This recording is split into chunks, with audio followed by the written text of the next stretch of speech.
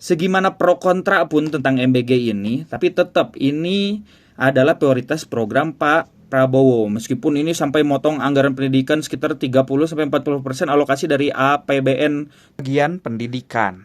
Tahun ini bahkan beberapa guru honorer itu kalau gak salah ada yang kepotong teman-teman anggarannya karena efisiensi katanya ya. Nah, hal itu sebenarnya kita bisa pahami dari logika dalam politik yang berjalan di kita. Karena dalam politik itu adanya hanya kepentingan dan komoditas politik, teman-teman.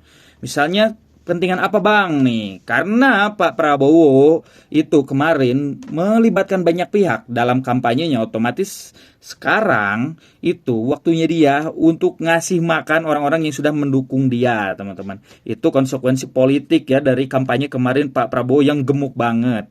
Nah, terus Pak Prabowo juga ini gak bakal mengkhianati orang-orang yang udah mendukung ini, makanya dikasih beberapa proyek-proyek MBG gitu. Karena proyek MBG ini kita tahu sendiri lah ya, udah banyak beredar bahwa ini orang-orang Pak Prabowo sendiri dan juga ya barang masih dimasuk di sekitaran penjabat, tentara dan aparat pemerintahan gitu. Dan ini pasti dipelihara sampai 2029 teman-teman. Karena ini modal politik juga untuk Pak Prabowo karena udah terbukti sukses di 2024 kemarin teman-teman. Nah, kalau misalnya kalian protes dan gak terima tentang wah kenapa lebih mendahulukan para SPPG jadi PNS daripada guru-guru yang udah mengabdi tapi malah dipotong sekarang, dikorbankan gitu untuk MBG gitu.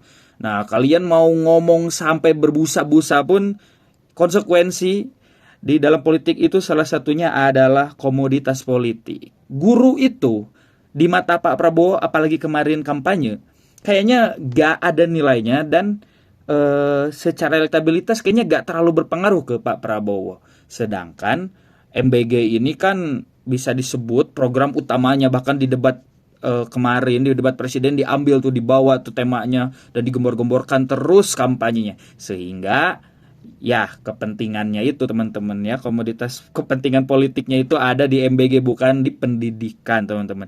Jadi kalau kalian pengen memprioritasin pendidikan jalurnya, kayaknya untuk sekarang bukan jalur politik. Mungkin bisa dibenerin dari birokrasi, tapi di birokrasi tetap aja ya di belakangnya politik. Jadi ya sabar-sabarlah di era Pak Prabowo ini, mungkin pendidikan gak tahu deh, mungkin di 2029 tahu-tahu ada kampanye gebrakan baru karena kan MBG aja udah kayak gebrakan baru gitu. Siapa tuh pendidikan ada gebrakan baru.